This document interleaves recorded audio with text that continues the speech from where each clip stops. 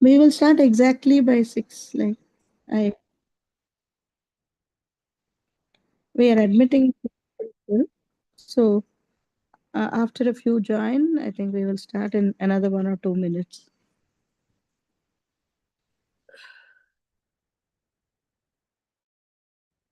Rama has come in, so we have to admit people.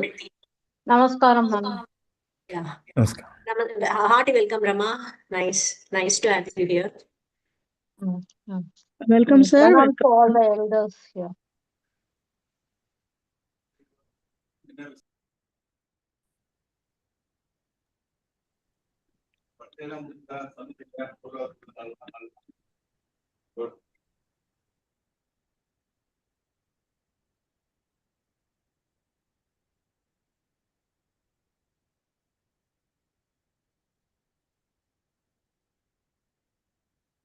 Anybody else allowed to admit? Apart from me? Yes, ma'am. I'm given that. Okay.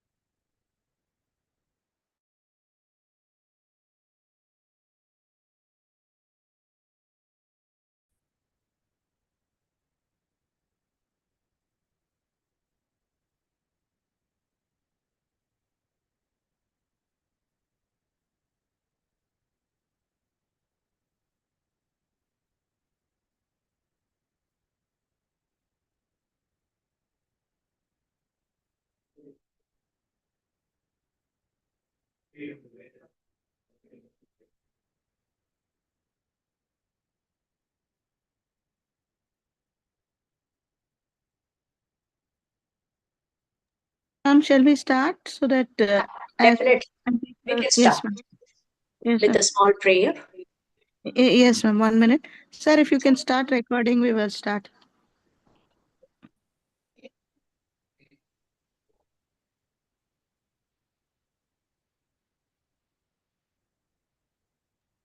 Anusha, he will record, or we are allowed to record. Okay, ma'am. But generally, Dr. Anusha? yes, ma'am. Yes, ma'am. I'm listening to you. I think, but I don't have that provision for now. So I think we'll start anyway. If you can record it on your laptop, maybe we can do that. But I'm on my mobile, so So I will cannot do. record. Yeah, I Yes, think we can start. Dr. Rama, I request you to start. Okay, Namaste. Small prayer.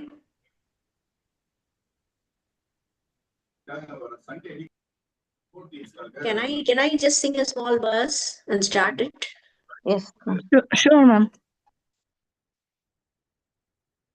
विशेषवित्पारिषदेषु Nath विदग्धगोष्ठी समराङ्गणेषु जिगीषतो may कवितार्किकेन्द्रान् जिह्वाग्रसिंहासनमभ्युपेयाः. Yeah, we can start. We can start, ma? Namas- Rama. Yeah. Okay. Namasadase Sabhapatisha.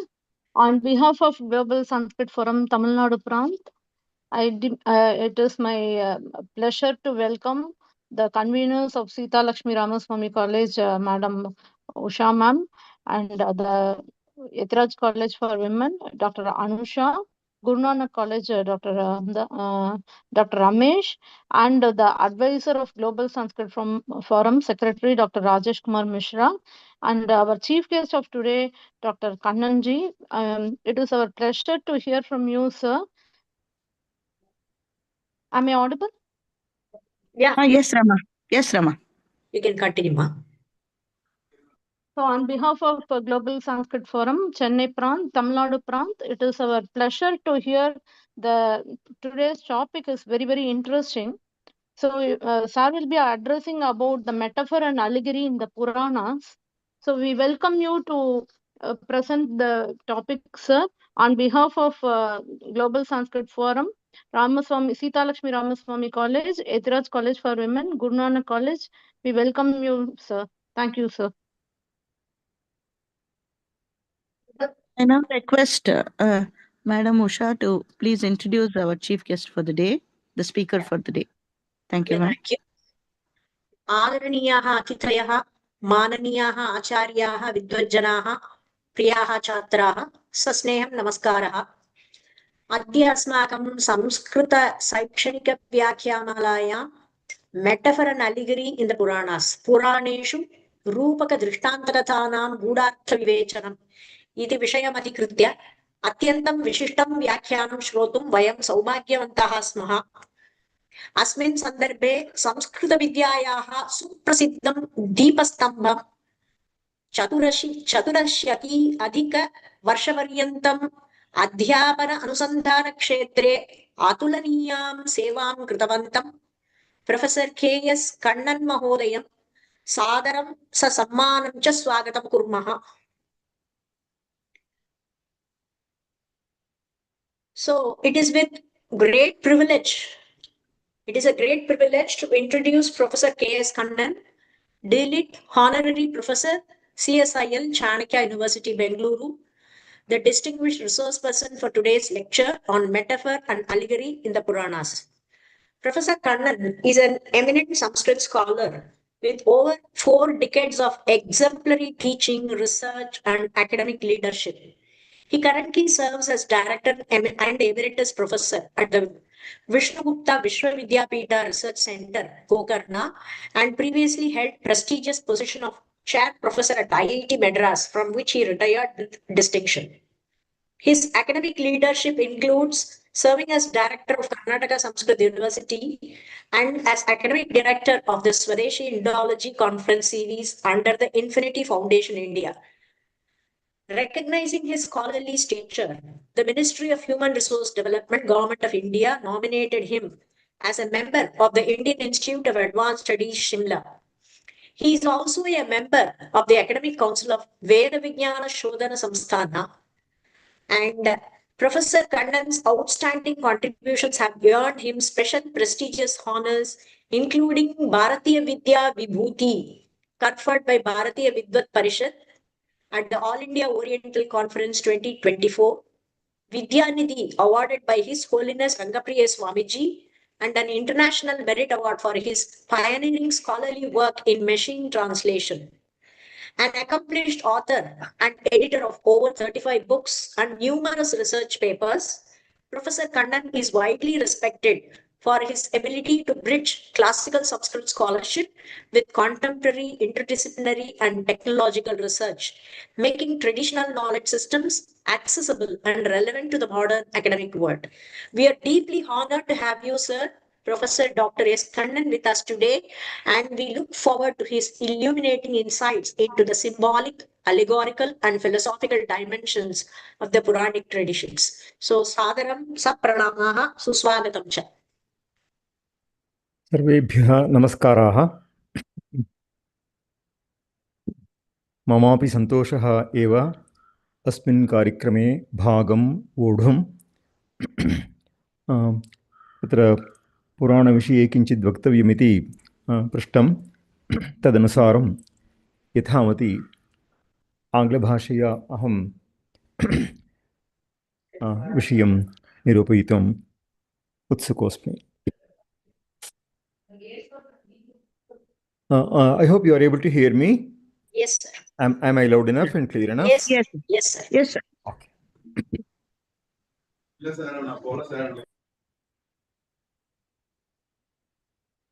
Yeah.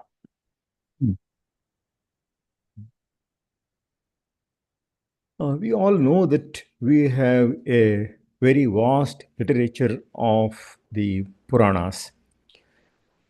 Probably no other country in the world produced as much literature in Sanskrit, as much literature as it is there in Sanskrit in any other language. So it is only in the recent times that we find a lot of literature in English language. But however, as Sheldon Pollock points out, it was only in Sanskrit that the immensity of literature obtains next only to the English of today. So we have, for example, the massive literature of the Ramayana and the Mahabharata, so respectively containing 24,000 verses and more than a lakh verses.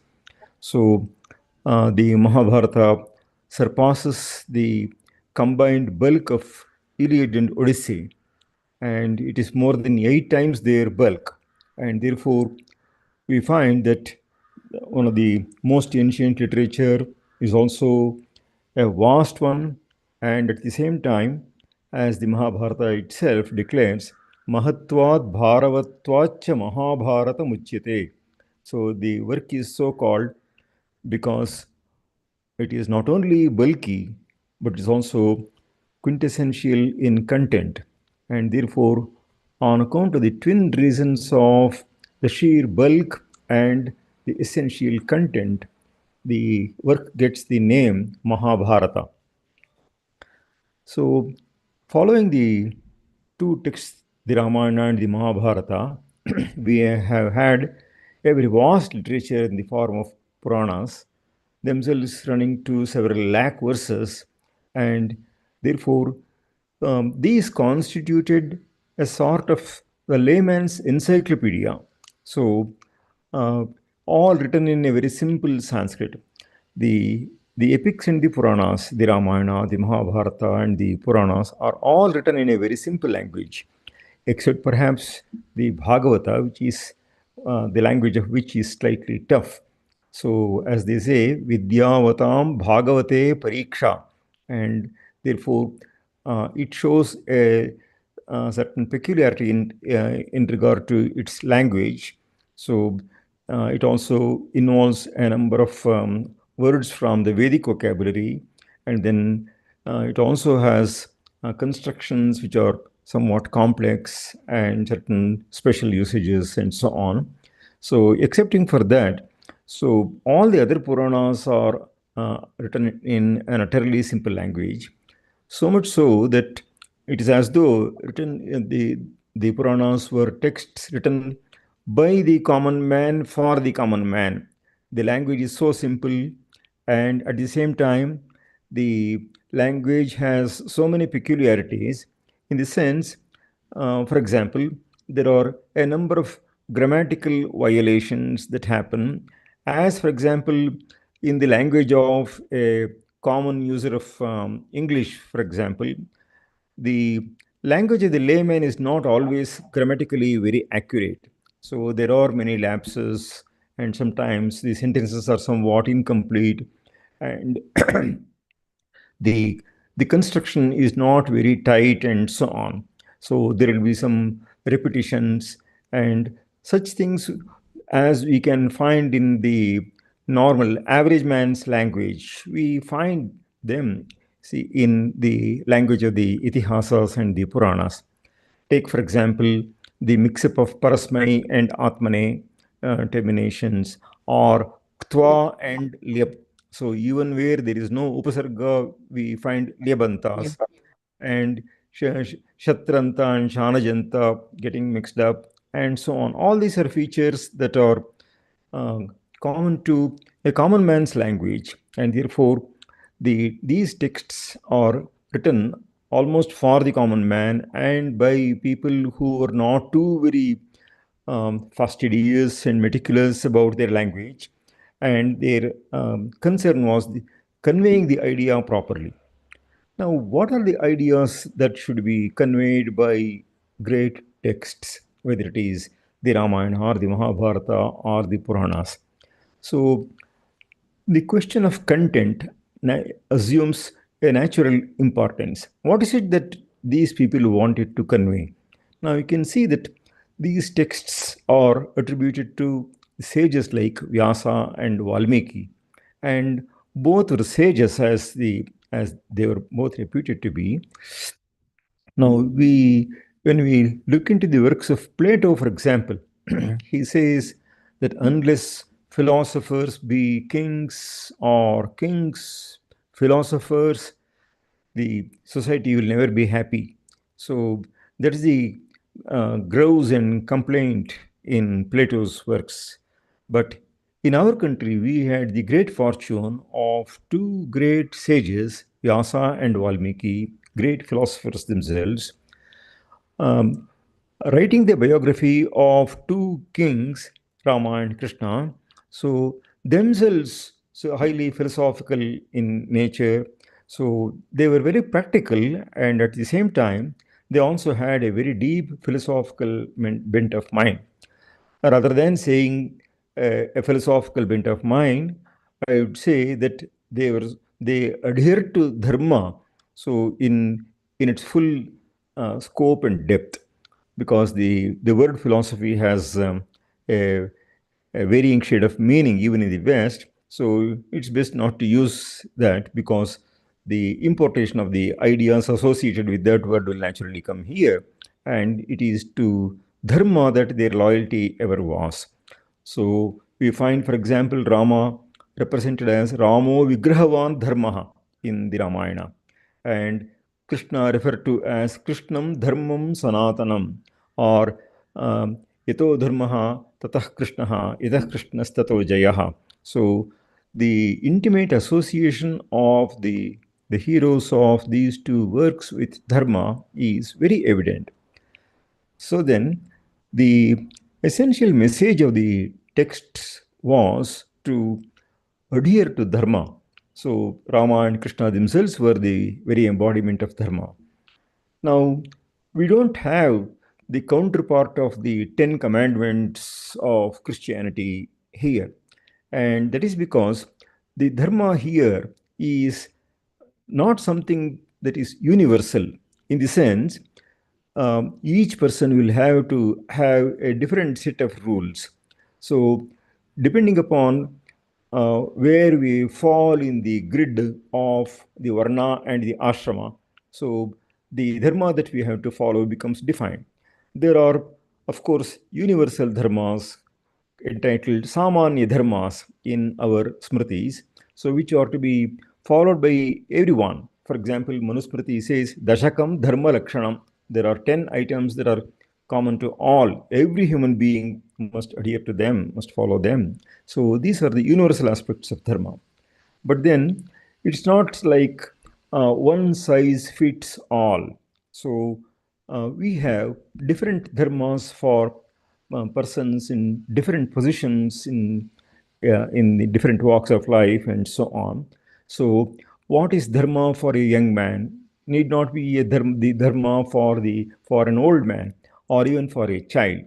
What suits as dharma for a man may or may not suit as dharma for a woman. And even in women, they may have different bodily conditions, and depending upon that, the dharma can vary. And mental conditions, dharma can vary, and so on. Therefore, while the one word dharma was the quintessence, which is why we have the statement Ramadivad Vartitavyam na Ravanadivat. So try to learn to try to behave like Rama and not like Ravana. This is the ultimate message. And we see that this is not something that can be given ready made. On the other hand, it all depends upon the varied circumstances that we have. And that is why in our Dharma Shastras, numerous rules are prescribed for a person to lead a dharmic life. And it all depends upon the different circumstances a person is in.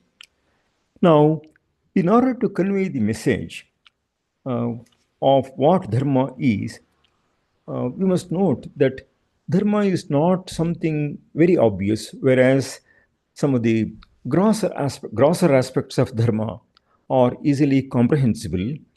Uh, Once we go into subtler levels or into further and further details, we find that it is very difficult to grasp dharma.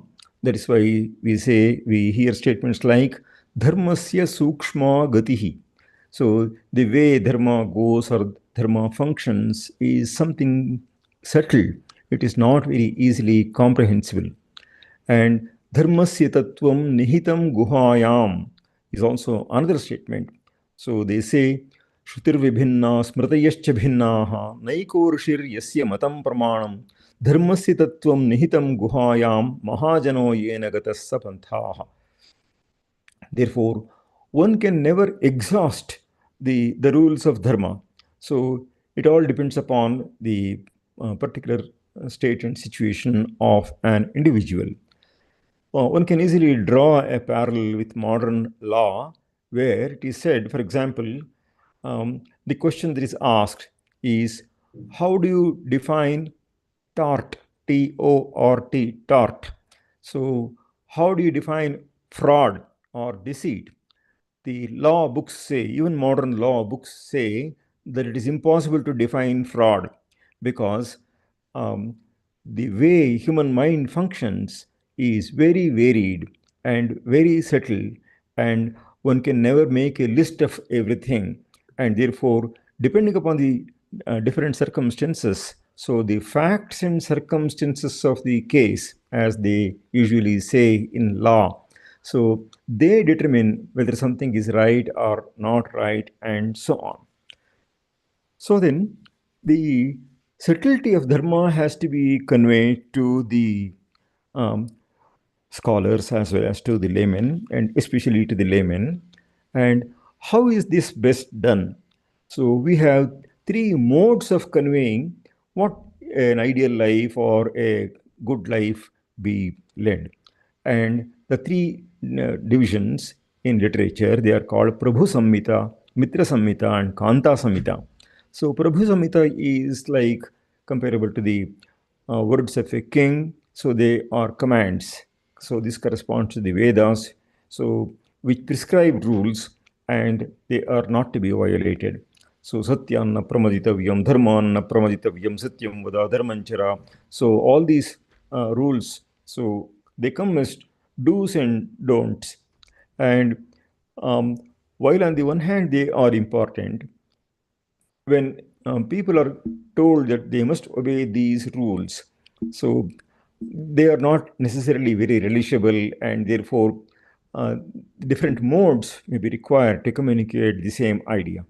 And hence we have what are called Mitra Samhitas, so which constitute literature comparable to the words of a friend. A dear friend gives some examples of what happened to somebody, so when he did like this, so what did not happen to somebody when he did not do like that, and so on and so forth. And therefore, through examples, so one gets to know, and that helps even better. So better than the direct commands. So that is the role of a friend, and our Itihasas and Puranas all have that role. The third one is Kanta Samhita, where the words as of a beloved wife, so where by her mere art of speech or art of persuasion, she is able to convince her husband of adhering to the right track, and therefore that is known as Kanta Samhita, corresponding to the Kavyas. So the literature that we are attending to is essentially Mitra Samhita, where numerous examples are given. Now, this is what happened to somebody. So, for example, if you want to describe to a young man, so what are the dangers of driving speedily, then one has only to give examples that he will have come across either in newspapers or in the neighborhood or anybody that he knows of or whatever. So to show what happened, iti ha asa. So such was a thing that happened. So such things happened. So you give such examples, and that conveys the message essentially. Now, when we convey some idea of ours, it is through proper measures, mana. So when you have a standard of measurement, it is called pramana. Many times, even if you are very accurate in your assessment and measurement and give such facts and figures, they may not be very impressive. So, in such cases, we require what is known as upamana. So, that what comes very close to that, upa is getting close to. So, it is an upamana. For example, you want to say somebody is very courageous. So, you compare him to a lion and say he is like a lion in his courage. So, you find, for example, in the Ramayana, right in the beginning, so, Kalagnisdrishaha Krodhe, Kshamaya Prithvi Samaha, and so on. A number of comparisons are given. Numerous upamanas are given.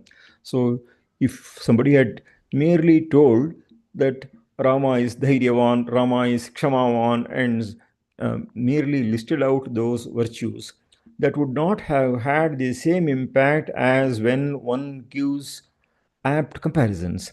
And therefore, we find that in the Ramayana, there are hundreds and hundreds of comparisons that are given, and that embellishes the language and makes for effective communication also.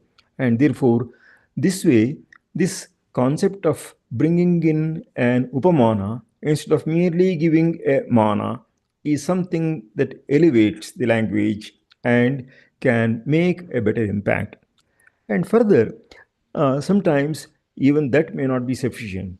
So, if the upama, after all, makes something vachya, vachya means make it expressly stated. Instead of that, if it is dhvanita, then it can be even more effective. And therefore, instead of upamana, many poets adopt rupaka alankara. So the metaphor, for example, when you say he is a lion, so uh, the leonine courage in him is beautifully suggested there rather than explicitly stated. And therefore, it is only for the below average people that you have to explicitly state things. That is why there are a set of synonyms for the idiot in Sanskrit. Agne Mudha Yathajata Murkha Vaidheya Balishaha. All these are synonyms for the idiot. And um, the words Yathajata means as he was born, that is to say, has not made any progress. And more importantly, Vaidheya. Vaidheya means, so in Sanskrit dramas, you often come across, for example, the king admonishing the Vidushaka as Vaidheya. So Vaidheya has its origin in the fact of, see, it has its counterpart in what is in modern management called gopher. That is to say, you go for this, you go for that. So you want to ask somebody to prepare coffee. So he knows how coffee is to be prepared. It's after all a very simple thing. But on the other hand, you begin with saying, you take a matchbox. Now it may take a matchstick out. Now you strike against it. Now you take it near the stove. And so on. If you go on giving instructions step by step, even the elementary instructions, so it can only be irritating. And therefore, it is only for the idiot such things that can be useful.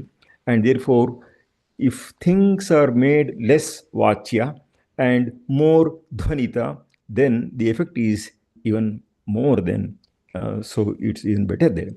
Therefore, the figure of speech called metaphor or rupaka, so rupakam tat samaropat. Therefore, you superimpose the qualities of the lion on the king, that becomes rupaka. Now, what makes Rupaka even more effective is when it is Paramparita or Savayava Rupaka or Paramparita Rupaka, as it is called, for example, in texts like Kavya Prakasha, where it is a long drawn imagery and there are many one-to-one correspondences. And in such a case, it becomes even more effective. Now, applying this to the Ramayana and the Mahabharata itself, we see such presentations. For example, the Ramayana is beautifully summarized in its allegorical significance. Thus, तीर्त्वा मोहाटवीं हत्वा रागद्वेषादिराक्षसान् शान्तिसीता समायुक्तः आत्मा रामो विराजते. So, the forest through which they go is Mohatavi. So, crossing that, Tirtva Mohatavim, and the demons that Rama and their skill are Raga and Dvesha. Raga Dvesha Adi Rakshasan Hatva. Shanti Sita Samayuktaha. Sita is nothing but the embodiment of Shanti itself. So Atma Ramo Virajate. So this itself, this shloka itself brings out the allegory that is present in the Ramayana. Another beautiful verse. So the first one was from Shankara's Atma Bodha. The second one that I am now going to recite is from Vedanta Deshika's Sankalpa Suryodaya play, where it says, Darpo dagra dashendriyananamano naktanchara adhishthite dehesmin bhavasindhuna parigate dinam dasham asthita dyatve hanumat samana guruna prakhyapitaarthah pumana lanka aruddha videha rajatanayan nyayena lalapyate.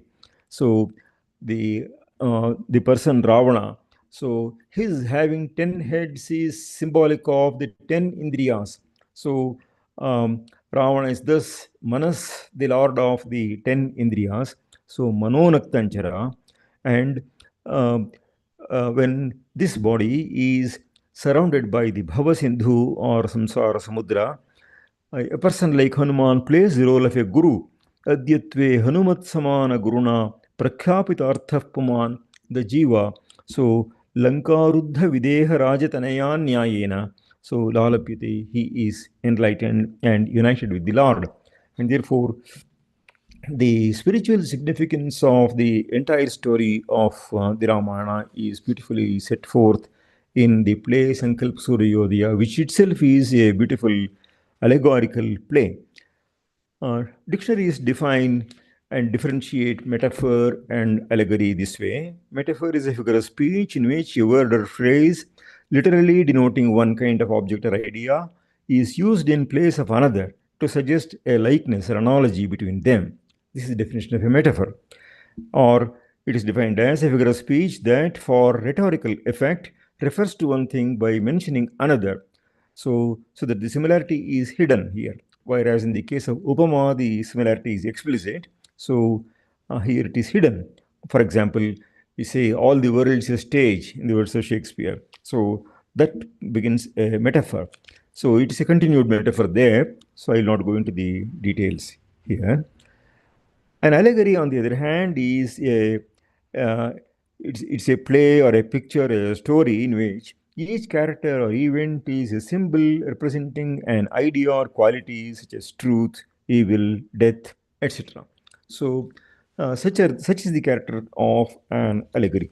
Now, we have, for example, a number of stories in the Panchatantra and Hitopadesha, and they declare right in the beginning that they want to convey some excellent messages in the garb of stories.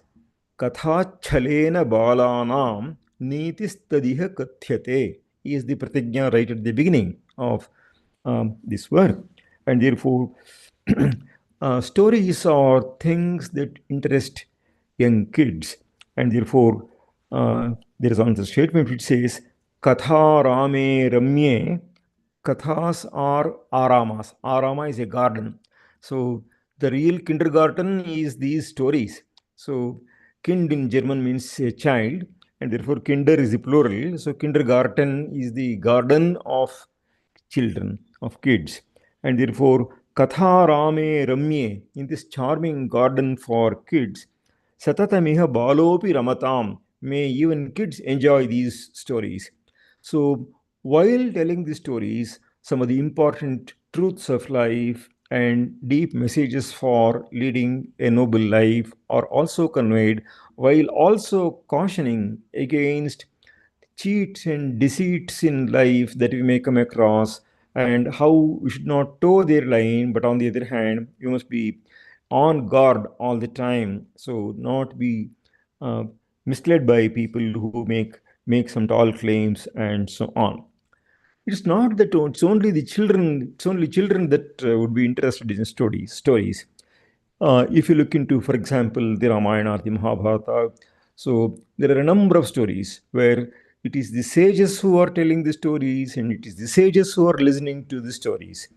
And it is said that India is the storehouse of stories, and there is no country in the world which has the heritage of stories as much as India has had. That is also because it is said that while in the West, for example, they were all cold countries, and it's only in front of the fireplace that, say, grandmothers could partake of some stories to the grandchildren and so on. In our country, so it's a rather hot country. So it so happened that the evenings and nights were spent in enjoyment, in watching dramas, in what are also called harikathas, and so the other counterparts in Yakshagana or Bailat, or there are so many other ways of entertaining the audience. And it is because of this that there used to be enactments of plays that would last an entire night. So they'd start something like around 8 o'clock in the evening, and then they'd go on and on till 6 in the morning or so. And therefore, India provided a place which was very congenial to the creation of stories. And there is no country in the world which can boast of the number of stories that India has had, or even the patterns of stories. So, India has exhausted all types of possible patterns of stories, as for example, we find in Kathasarit Sagara and the Puranas and so on, where we have stories emboxed within stories, stories nested within stories, and so on. And thus, we have a vast wealth of stories also. And even sages were interested in listening to the stories. So in the Mahabharata or the Ramayana, we have the typical commencement of a story. Atra Yudaharanti mam vithasam puratanam. So it is an old story in connection with this, and they would begin a story. And in the Ramayana, in the Mahabharata, we have the line Chitras tatra katha shrotum parivovrus tapasvinaha. So after their anusthana is all over, especially during the evenings, so they would all sit and surround some person who is widely traveled, who knows many stories, and so on. So we have had an entire a caste, Sutas and Pauranikas, who specialized in telling stories, and therefore the transmission of stories was also done very easily and very effectively. So we find that a number of stories conveyed such ideas very well. The vocabulary of the language also sometimes gives indications to the metaphors and allegories that are very naturally present in the language. So, take for example the synonyms of a fox. So, in Sanskrit, we have Shrigala Vanchaka Kroshtu Peru Perava Jambuka. So, these six synonyms refer to the fox. So, the fox, as we know, is a very crafty creature, and one of the names is Vanchaka itself. So, Vanchaka is one who deceives, and therefore, the stories in which the foxes are involved, one can see how deceitful the foxes are, and so on. So then we have this kind of a proxy representation of some of the deep philosophical ideas in terms of stories. Now, and this is not something that began with the Ramayana or the Mahabharata. We have even in the Vedic literature, for example, the embodiment of Shraddha, as though Shraddha is a being. So, Shraddhe, yeah. Shraddhe, Shraddhapayehanaha. There are Shraddha Suktas. So, therefore, regarding Manu also we have suktas and so on, and therefore even abstract notions are given an embodied form, and they are addressed and spoken to, and interactions take place which all come close to these allegorical patterns. So we find that these are present there.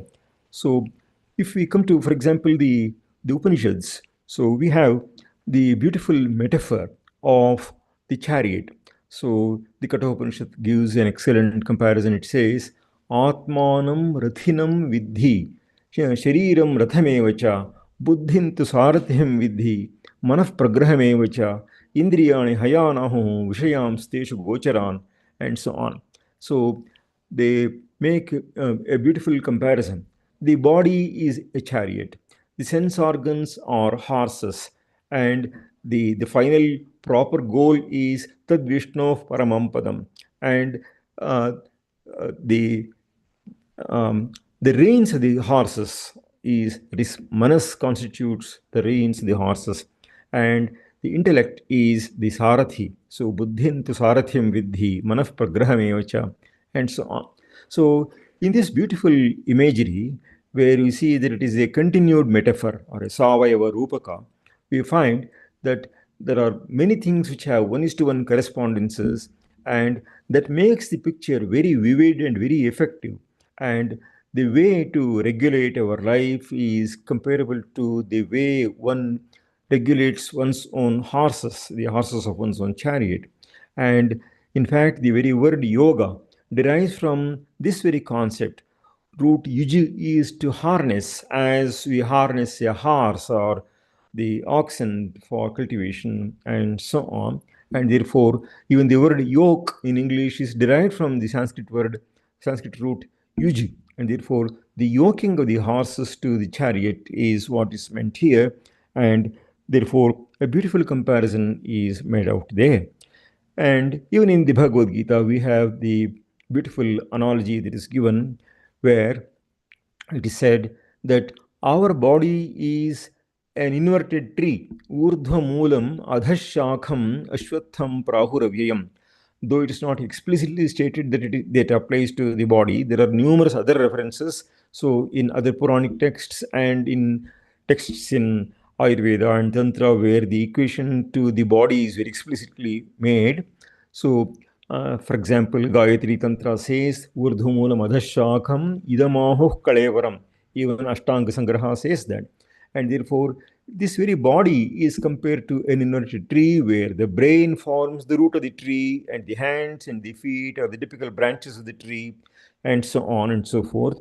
And therefore, a number of useful lessons are drawn from this analogy, and therefore, we find that this type of a continued imagery is present even in this verse in the Bhagavad Gita. And such situations abound in our itihasas and Puranas where such comparisons are made. Even the story of Yama and Nachiketas need not be taken very literally. So that is why Shankar Bhagavad in his Pitika to the Bhashya on the Upanishad says, Yamakhyaika vidyastutyartha. So it's only to bring out the, or for prarochana. Prarochana is engaging the mind of the audience or attracting the attention of the audience towards that. So we find, for example, the counterpart of our allegories in the West in John Bunyan's work called The Pilgrim's Progress. So it's a work of the 13th century, but then it's nothing comparable to some of the allegories that we have had. So we have, for example, I will make a reference to one allegory in particular in the Puranas, and I will suggest the listeners to look into on their own on the other. So, if you look into the Mahabharata or the Ramayana, I will illustrate with the Mahabharata. There is what is called an Amshavatarana Parva. So, in the Adi Parva itself, in the third chapter, we find so we have the various characters, the cast of characters that take place in the Mahabharata. They all have their origins and sources and references and parallels in the divinities and the demons. So the Devas and Asuras.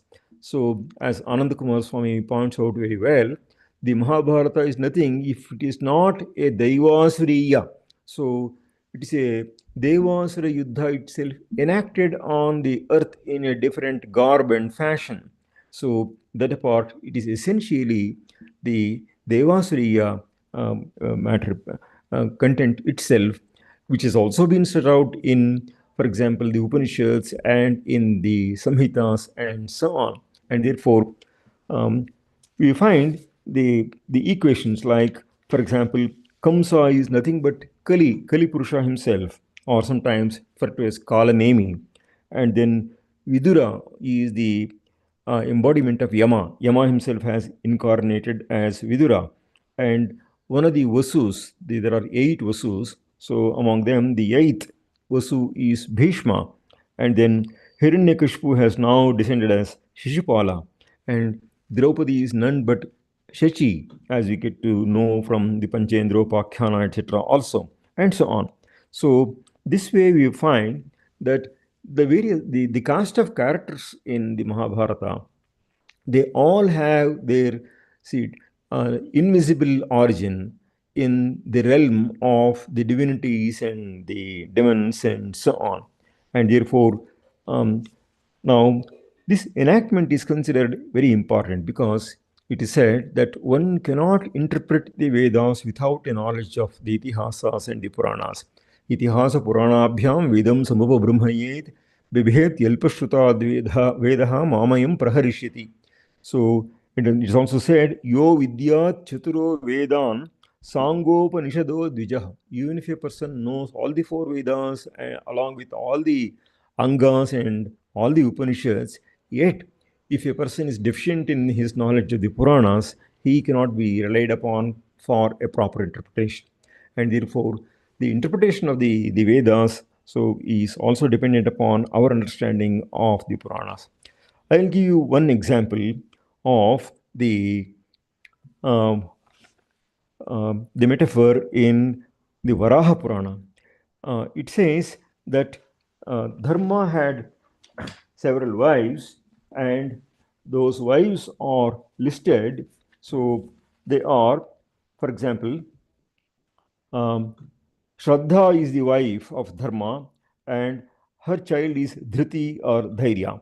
Similarly, Maitri is a wife, Prasada is a child, Daya and Abhaya, Shanti and Sukha, Tushti and Mud, Pushti and Smaya, Kriya and Yoga, Unnati and Darpa, Buddhi and Artha, Medha and Smriti, Titiksha and Kshema, Hari and Prashraya, Murti and Naranarayana. So these 13 items are given here. So these are all abstract concepts, and the interaction of these abstract concepts is very well indicated through their personifications. And this personification is also a kind of metaphorical representation and allegorical representation. And we find, for example, in the one of the most typical allegories in the Mahabharata and the Bhagavata, we find, for example, Tripura Samhara. So the story of Tripura Samhara gives a beautiful concept of how when adharma comes to reign supreme, then dharma will have to take proper steps to destroy the same and crush the same and so on. So it was very difficult to defeat the 3 asuras. So, namely Taraksha, Kamalaksha, and Vidyunmali. So the demons had become very powerful. The 3 had built 3 cities. So one on Prithvi, one in Antariksha, one in Deus. And one city was made of iron, Ayasa, another of silver, Rajata, another of gold, Sauvarna. These 3 obviously refer to the Trigunas, namely Sattva, Rajas, and Tamas. So it is extremely difficult to handle Sattva, Rajas, and Tamas when they are in full coordination in an evil manner. And one has to wait for the right moment and with the right equipment to fight this embodiment of Asurya. And therefore, um, uh, Lord Shiva was requested to destroy this set of demons. So these three demons had a very peculiar construction. Their three cities were constantly in motion, and they had a peculiar boon that they cannot be destroyed until their cities are destroyed.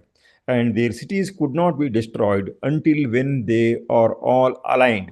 So as they were continuously moving, so they could never be totally and fully and properly aligned, and therefore the demons had become invincible.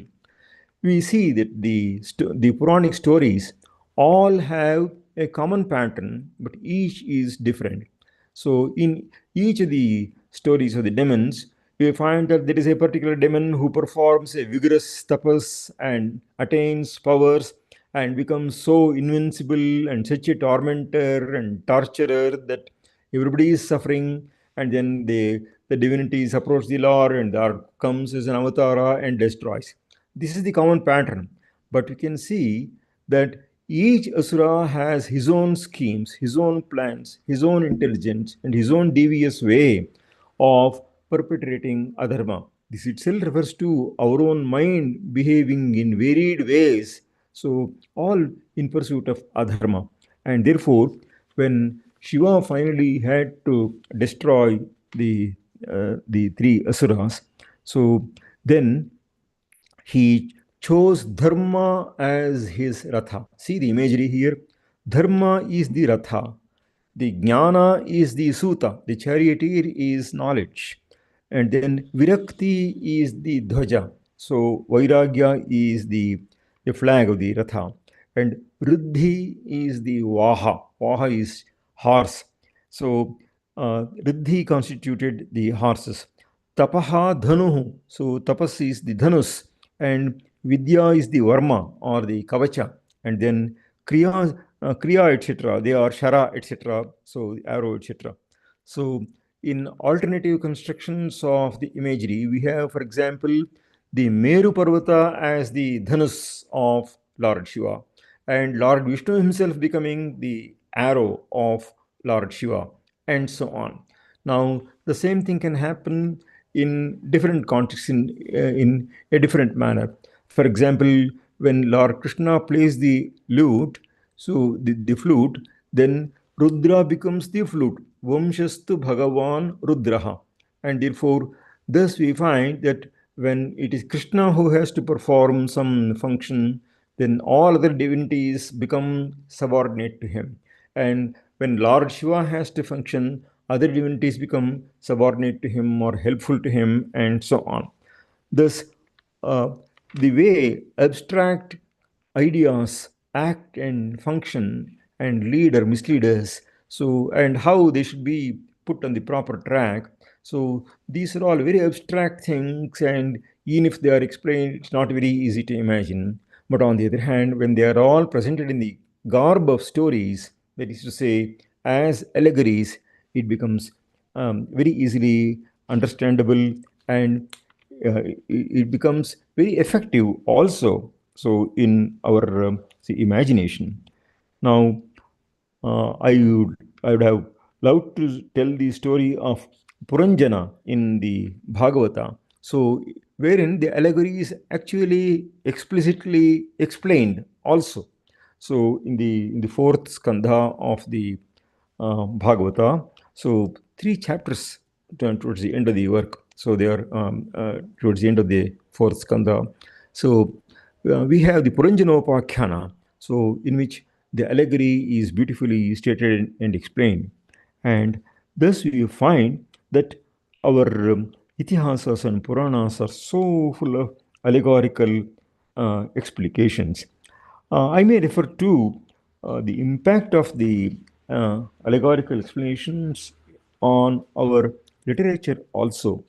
Take, for example, the play Prabodha Chandrodaya. and the play Sankalpa Suryodaya. These plays are excellent allegorical presentations. Now, the the the story of Tripura Samhara had become so popular that it has been represented in our art and sculpture also.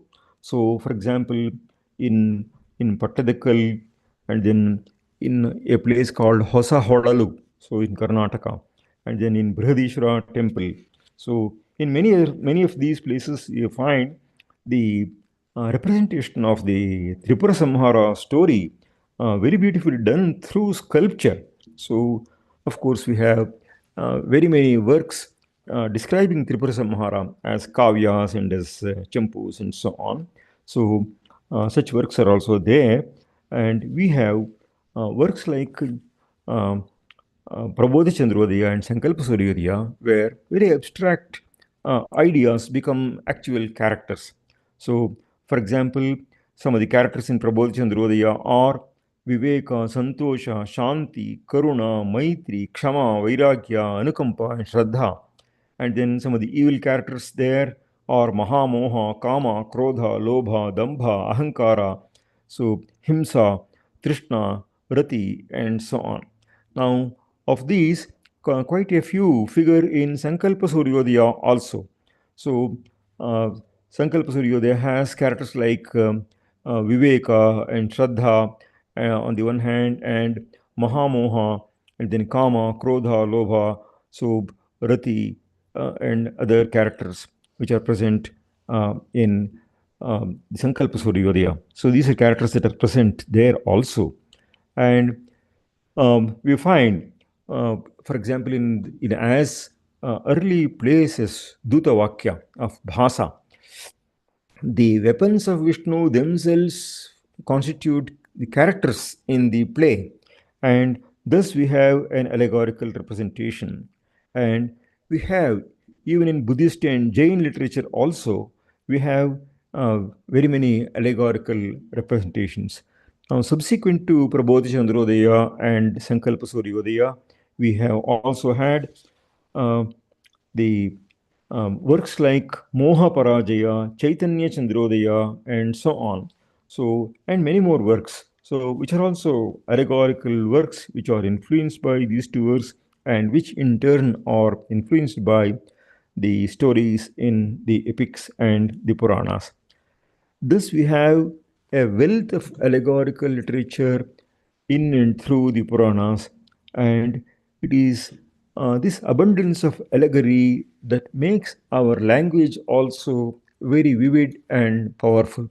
For example, the words like Bhagiratha Prayatna, so the for the counterpart of the Herculean efforts in the West, so owes to the story of Gangavatarana, so which has been so very beautifully portrayed in the Ramayana and in the Mahabharata and in many other Puranas and so on. Thus, we find that our Puranas are full of metaphors and allegories, and they have had their antecedents in the Vedic and the Upanishadic literature also. So, in the Upanishadic literature and in the Brahmanas, in the Aranyakas, there are, for example, um, conversations and sometimes even contests between abstract notions and characters and functions, like, say, the conversation between prana and apana, or the pranas and the various indriyas quarreling with each other, and between manas and vak, so and so on and so forth. All these are abstract notions and ideas, and in order to bring out the subtle functions that these have, the kind of hierarchy that they have, the kind of control and lack of control that they have one upon the other. So, such beautiful stories are invented, and it is through these stories that some of the most difficult and abstruse and abstract concepts get very well illumined and illustrated and explicated and made easily comprehensible and enjoyed also. Thus, our Puranic literature, abounding in allegories, makes the abstract concepts very vivid and concrete, and that is indeed one of the most effective ways of communicating abstract ideas and notions. So, this way, we may say that, like none else, like no other literature in the world, Indian literature, especially the Itihasas and the Puranas, have succeeded in presenting some of the most difficult and abstract ideas as reachable to even the most lay person.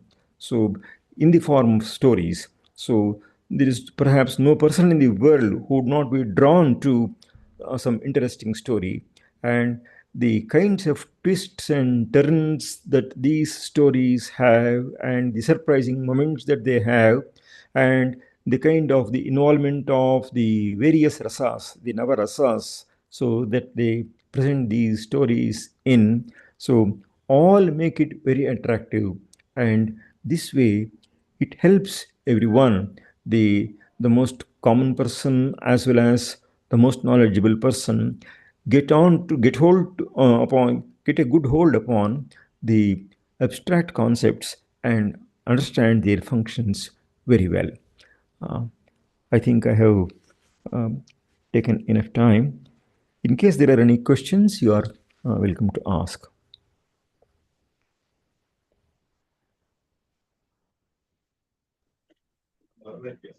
We see a hand going up. Mitali Gambhir, can you please come forward with your question? Hello, good evening, sir. Yes, please. So first of all, thank you for such an insightful session. The examples were so very interesting and insightful. I have my question is in two parts. The first is I would like to like understand your understanding of like the equivalence between metaphor and rupak. And the second part is like I wanted to ask why you chose only metaphor and allegory. Is it because of the closeness in their function, or like is there another reason? Yeah. Ultimately, all allegories involve metaphors. It can be allegories can be considered as extensions of metaphors. In fact, they constitute extended metaphors, and therefore, the two are naturally kindred concepts. So that's why I gave the definitions also in the beginning of the metaphor and the allegory, and they show a great deal of similarity.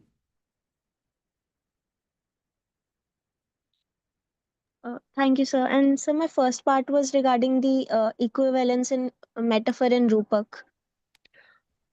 They can be considered approximately as the as equivalent. So uh, only that the kind of divisions and subdivisions that we have had in our Rupaka Alankara, so have not been worked out in the West.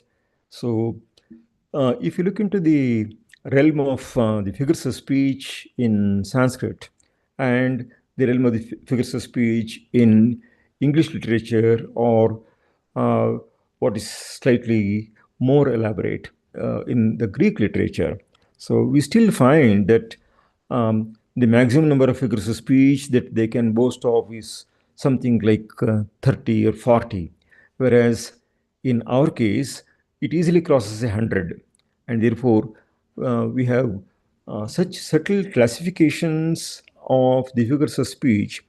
One has only to look into works like, say, Saraswati Kantabharana or Shringar Prakasha to see the abundance of classifications and ramifications that they make.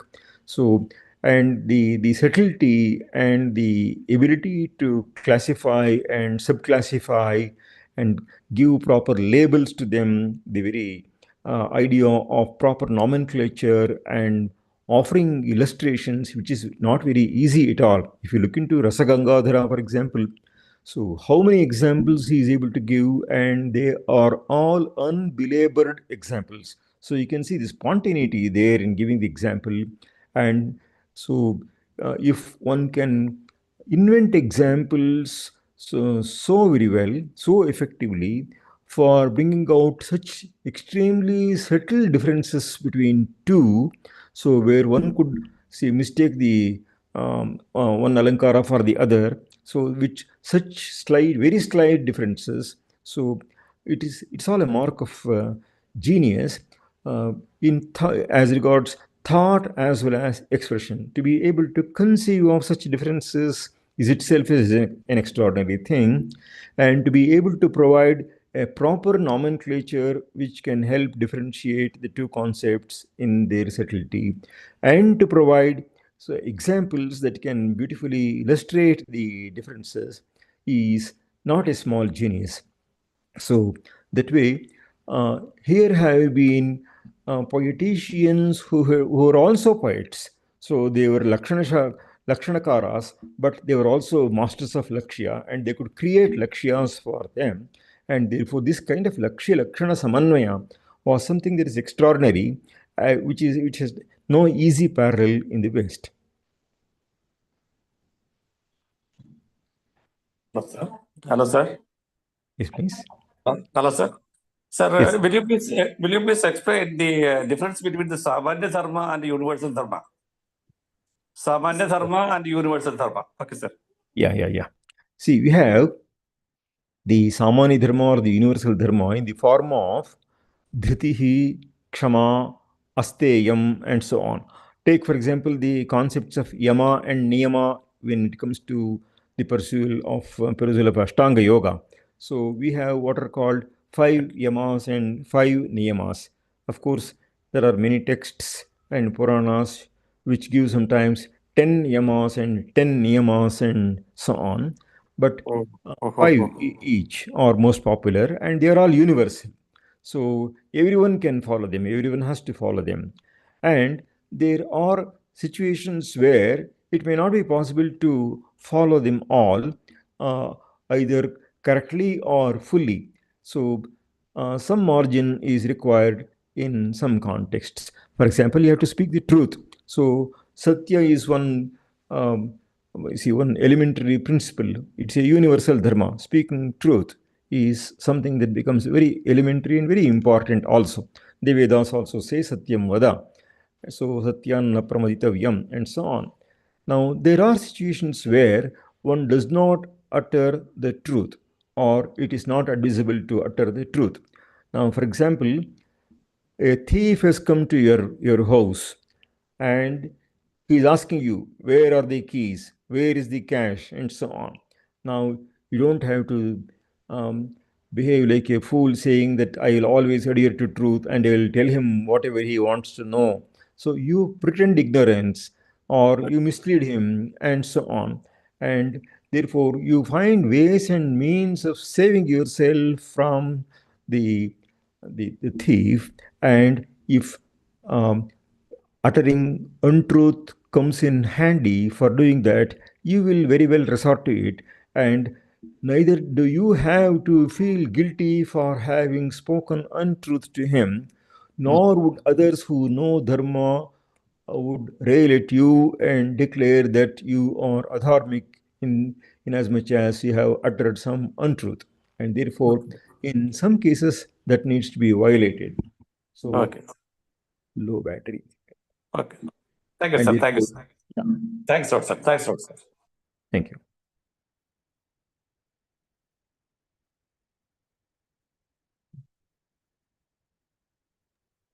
Is there any other question that sir has to address and enlighten us? If there are more questions, you can please come forward now.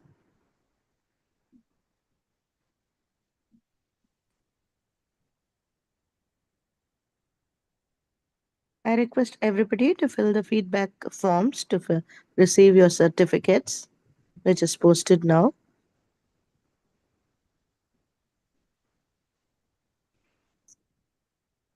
If there are no more questions, I invite Dr. Sridhar from Vivekananda College in Tirvedagam to propose the vote of thanks for the day. So, sir, it was so nice listening to you, sir. Really, we are very fortunate, sir. It was so nice listening to you. Thank you very much, sir. Thank you. Thank you very much. Shri Gurubhyo Namaha. Myself, Dr. Sridhar Swaminathan. I am here to propose the formal vote of thanks for this wonderful session. As you know, this is the very important program that is being organized by the Global Sanskrit Forum Tamilnadu Prant, along with Sita Lakshmi Ramaswamy College of Arts and Science, Trichy, Sharada College for Women, Salem, Etiraj College for Women, Chennai, Vivekananda College, Tiruvadakam West, and Guru Nanak College, Chennai. In this juncture, I take the opportunity to thank the backbone of this event, our senior, Dr. Srimati S. Usha, Head and Associate Professor of Sanskrit, Sita Lakshmi Ramaswamy College of Arts and Science, Tiruchirappalli, Tamil Nadu.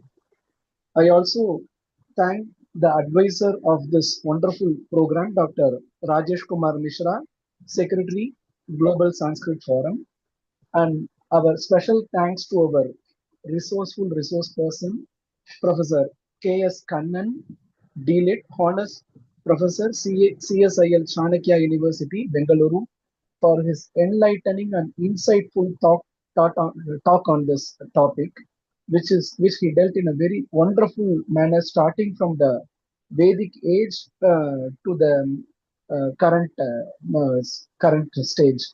Words are not adequate for him to thank, but it is a formal thing that we have to thank. It will be really useful if we put all his teachings in the practice. Then only it will become a very good effort. Next, I also thank the coordinators, Dr. Lata Sridhar, Dr. V. Anusha, who are my sisters. And I also thank Dr. Rama for singing the invocation and doing the other things in a nice manner. I also thank the enthusiastic participants who put forth the wonderful question. It shows their dedication in attending the lectures. Certainly, we also expect more number of participants for this type of webinar and also get them enlightened. Thank you one and all for the wonderful opportunity. And I also thank the Almighty for giving me this wonderful opportunity. Thank you one and all. Thank you very much. Thank you very much. Namaskar. Namaskaram, sir. Thank you, sir. Thank you. Thank you. Thank you. Thank you so much, sir. It has been an excellent session. Thank you. Thank you. Thanks a lot, sir. Thank you very much, sir. It was so nice. Touch of expertise. Thank you, sir. Thank you.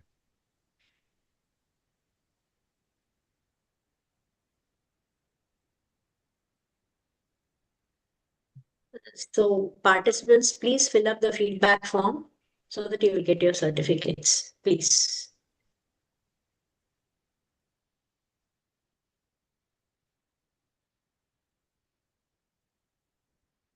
So with this, we come to the end of today's lecture. Ma'am Thank link you. காட்ட மாட்டேங்குது madam எங்களுக்கு. நான் இப்ப திருப்பி post பண்றேன். அது ஃபுல்லாவே காட்ட மாட்டேங்குது. அப்படியா? எனக்கு இப்பதான் நான் அதை ஃபில் அப் பண்ணேனே. எனக்கு அது காட்டுது. வந்து வரது ஆனா வரைஞ்சு போறது எனக்கு டச் பண்ணாலே இது போயிடுது எங்களுக்கு. அப்படியா? பாக்குறேன்.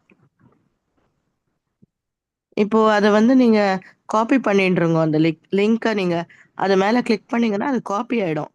Once you copy you paste it in Google and it open. அதுக்கப்புறமா நீங்க அதை கொஞ்சம் ஃபில் அப் பண்ணுங்க சார். ஐயோ இதுவாக மாட்டேங்குது, ஓப்பன் இப்ப காட்டவே பாருங்க. மாட்டேங்குது. சாட்டே காட்ட மாட்டேன்றது எனக்கு. அப்படியா? சாட்டே ஓப்பன் ஆகல எனக்கு. அந்த சாட்னு ஒரு பாக்ஸ் இருக்கு இல்லையா? அந்த ஒரு அதான் அது மெசேஜ் நம்பர் பாக்ஸ். அது காட்டுறது ஆனா ஓப்பன் ஆகல. சரி சார், நான் உங்களுக்கு இப்ப அனுப்புறேன். உங்க வாட்ஸ்அப்க்கு அனுப்புறேன். Okay ma'am. Thank you ma'am. எனக்கு ஒரு ஹலோ மெசேஜ் மட்டும் அனுப்புங்க. நான் வந்து அந்த இந்த குரூப்ல குளோபல் அனுப்பலாமா? ஃபோரம். ஆமா, குரூப்ல அனுப்புங்க சார். நான் உங்களுக்கு வாட்ஸ்அப்ல அனுப்புறேன். Okay ma'am. Thank you ma'am. Thank you sir.